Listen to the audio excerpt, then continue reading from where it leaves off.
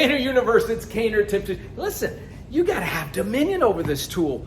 You know, what if you don't have your limbs there? Well, listen, today we're going to be talking about how to develop confidence. Confidence, that's the big C word with the cane. But before we do that, a warm welcome to those of you who are here for the first time. Before you forget, a couple things to do. If you like this content, go ahead and hit the subscribe button with the little bell icon so you don't miss any future content. And do this now before you forget. Avail yourself of the no cost, the free resources.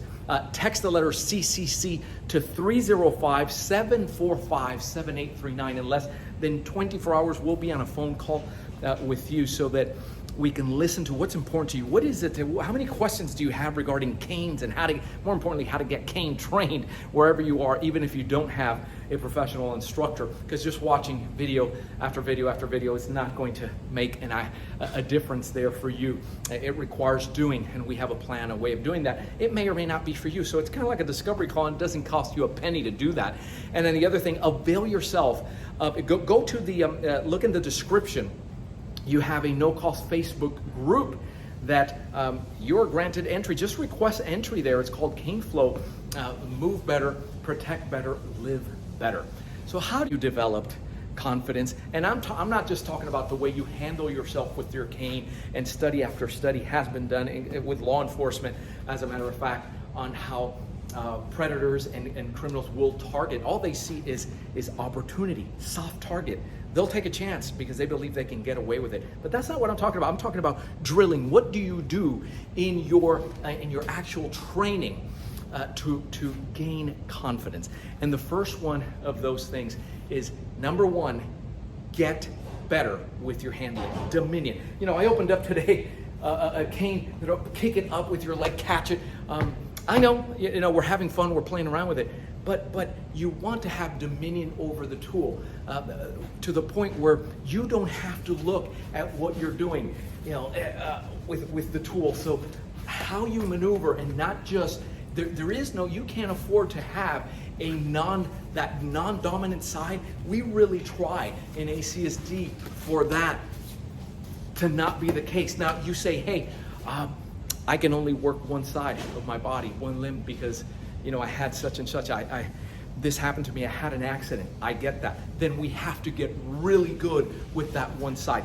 You see this concept in sports all the time. And I talk about this always. You look out in the soccer field, professional players, you know that shooter, that scorer, he's a left foot player. Well, get your defense and your strategy to make him go right, make him go right. Then if it's that easy, how come he still scored with the left? You know he's going to shoot with the left, but he still scores. Why? Because he's better at doing that. He's gotten his game to that side so much better than what apparently you could do with your defensive strategies, right? But it's just an example. And the reason for that is criminals don't care. So the first thing you want to focus on is your handling. Get better with this tool. Kinesthetic training is where you're not looking. It's not fancy trade. People don't get it. It's, you're never going to do that, what you just did in an actual, that's not the point. That's not the point. The point is you want to, wherever you have this cane, you don't always have the opportunity. If this tool is leaning up against and you're not walking, your eyes cannot follow here because you got to keep your eye on your assailant. However you have this tool, you ended up with this, how are you going to now maneuver it to get it to go? That's my point. So focus on your handling. The second thing you want to focus on is it makes sense to make contact. So handling and contact. You have a bag that you can hit. You have a stack of tires. The reason that you want to do that is because something happens when you make contact with the tool. You want to see how it feels on your wrist, how it feels on your elbow, on your shoulder. And I always say power shots, caning, is a full body activity. You want to get real good. I spoke about this last week in Less is More. Be able to shoot from here, be able to shoot here, and follow up. But see what that feels like on both sides when you put your body into it? So there is a place for making contact. Now keep in mind, this does not strike back. This doesn't strike back. But you gain the confidence, and when you do this with whatever tool it is you're going to be carrying, when you do this, hey, if your grip is not conditioned, you're going to feel that. You want to see the corresponding force, and is it going to fly out of your hand? I've seen it happen. right? So striking different areas without getting in trouble.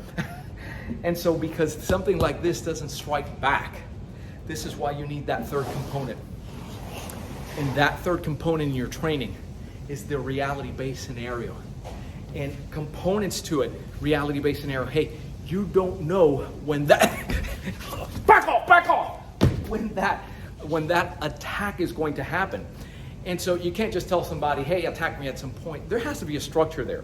And the way that we present it always is, we call out the parameters of the scenarios. And think about the way ACSD has scenarios. You'll find that in the American Cane boxing curriculum. Right? There's a parking lot scenario, so that you're getting to, you just took up a parking space, you get out of the vehicle, you're getting out of the vehicle, and before you know it, you just took somebody's parking spot. You don't even know about it, and they're questioning you. Now, how many things are you going to go through there? Because there's a checklist, including, is he, carrying weapons? Is it? So what you do is you set up the scenario. You give the student, the caner doesn't know. They only say, hey, this is the name of this scenario. It involves this. You're going to have to make a decision. Oh, and these are the rules of engagement. That's huge, because we don't want our caners injuring those that we're training with, and they're going to be padded. And of course, you're not using the live tool. And that's where something like drone canes come in handy. But you got to put in that reality-based scenario that ACSD is known for. And we do it in our curriculums. And if you want to do that live hands-on with us, you want to mark it on, not call, but come, mark it on your calendar. It's always winter cane immersion. The next one will be 2023. Speaking of immersion, you have one coming up now in the fall. We have 2 spots available, and that's live training. It's here at the headquarters in Miami, Florida. And don't take my word for it. Read it out there. The caners describe it as the best hands-on, in-person training. And so coming back here, how do you get confidence with your cane? Small wins. You got to have a structure.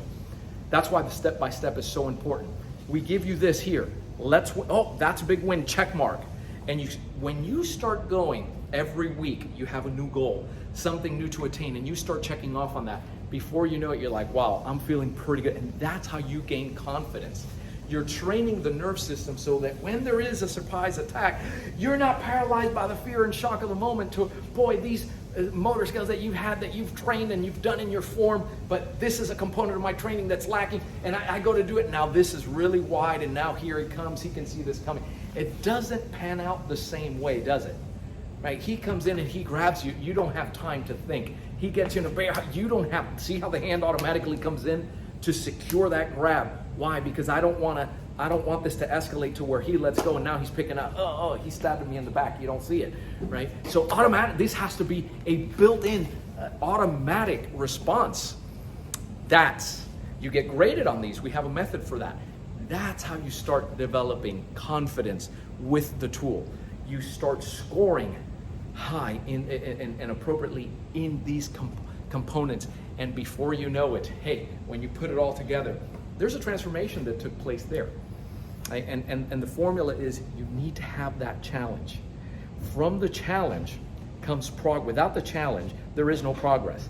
And without the progress, you can't have the transformation. All right, so that's how you do it. Go ahead, again, I'll remind you, make that call, a text letter CCC to 305-745-7839. Let's have a conversation. And this is exactly what we do. This is how we get your confidence up, because we have a system that we have refined over time, and it includes these components. We know how to coach you on that. I'm Joe Robaina, again for American Cane Self-Defense. Thanks for watching. Keep caning. Get your flow on. Take care.